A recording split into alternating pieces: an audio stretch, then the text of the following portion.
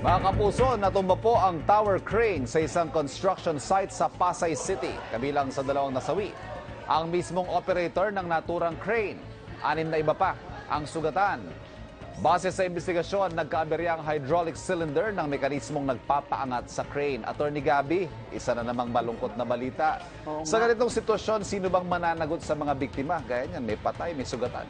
Well, kailangan siguro i-separate mo na yung sitwasyon ng mga biktima, no? Kung halimbawa, kung yung biktima ay isang empleyado, ang unang iiral siguro ay yung labor code. Okay. Meron kasing compensation for death na work-related. Ito yung tinatawag na arising out of and in the course of employment. Okay. Of course, hindi ito makukuha in certain cases, halimbawa kung sinasadya.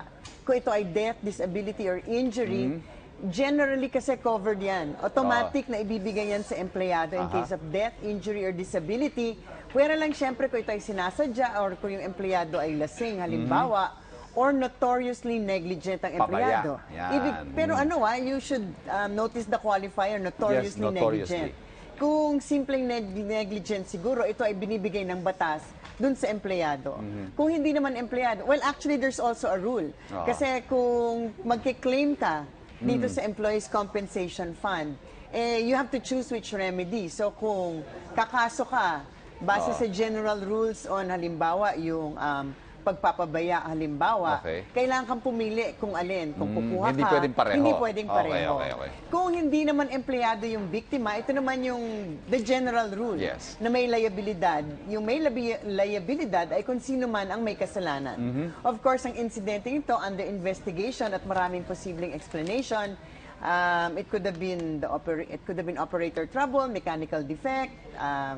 Di natin alam, no? So, in general, dapat ang ating titingnan talaga kung ano ba yung source. And pero under the nangyari, general rule, yung kung operator merong mismo patay. pagpapabaya.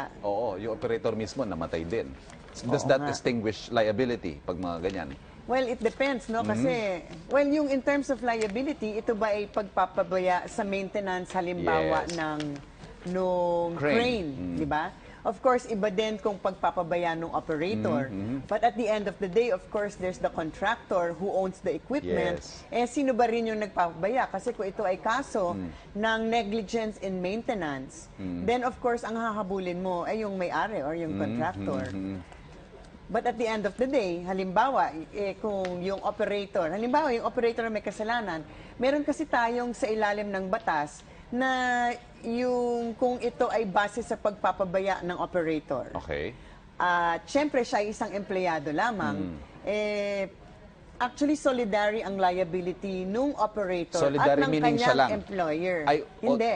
Ibig sabihin, silang dalawa. Pwede mong habulin either or sa kanilang dalawa for the full amount of damages. So, masasabi siguro natin na hindi naman talaga makakaiwas ng liabilidad yung contractor or yung employer sa ganitong kaso. Attorney, hindi ba mahirap o medyo mahirap patunayan ang kaso ng negligence sa mga ganitong kaso? Well, actually, medyo mahirap, di ba? It's medyo technical. Mahirap talaga mapatunayan ng pagpapabaya, lalo na sa kaso ng mga equipment, posibleng kailanganin ng testimony ng isang expert. Kasi ito ay isang bagay na yung ordinary citizen would have difficulty in having access to. At malaki rin yung gastos kasi lalo na kung may kakayanan yung contractor, siya naman ang kukuha ng sarili niyang expert to say, uy, under this circumstance, so yung ganito kalaking weight ay kaya nung ganitong klaseng material. So sa aking palagay, dapat baka pwedeng i-apply yung doctrine na tinatawag nating res ipsa loquitur. Ibig sabihin, the thing speaks for itself. Ito ay isang rule of evidence at usually applicable sa mga kaso na may pagpapabaya. So usually, ang mga element nito, mga sumusunod, unang-una, mukhang hindi mangyayari ang insidente kung walang pagpapabaya. Okay? Pangalawa, nasa exclusive control ng defendant na pangyayari. At pangatlo, walang kasalanan yung nasaktan. Okay? So applying to this case, yung mga crane siguro, in simple terms, ang mga crane hindi naman nahuhulog ng ganun-ganun na Hindi araw-araw nangyayari yan. Hindi araw-araw at hindi rin madalas.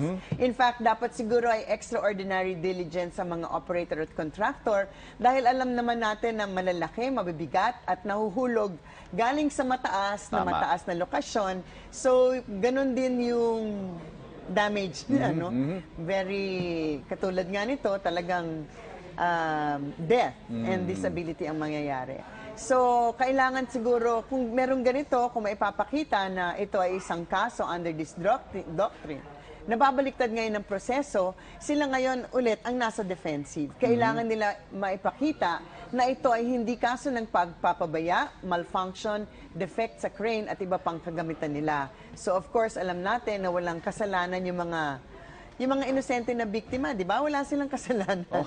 Yung mga nandun lang siya sa kabilang building, di ba? When the crane fell. Nananahimik siya. It was, Going about diba? his or her Being in daily the wrong life. place at the wrong time. Kung mapapatunayan naman, attorney, na human error at kasalanan ng crane operator, sapat ba ito para mawala? Yun nga yung nabanggit natin kanina. Yung contractor, ano naman ang magiging liability Well, dito? yun na nga kung kaso nga ng pagpapabaya at yung kung kaso na final ng mga biktima ay ibang kaso for tinatawag na tort or quasi-delict, na isang kaso na fina-file na ang pinagbabasihan niya ay pagpapabaya di umano ng isang empleyado. Tulad nga ng sinabi natin, solidaryo ang obligasyon ng empleyado at ng employer. So kahit na hindi kayang magbayad ang empleyado, or in this case, wala na nga yung empleyado, at matitrace talaga na ito ay isang kaso for negligence, hindi po mawawala ng liabilidad ng employer or yung contractor in this case.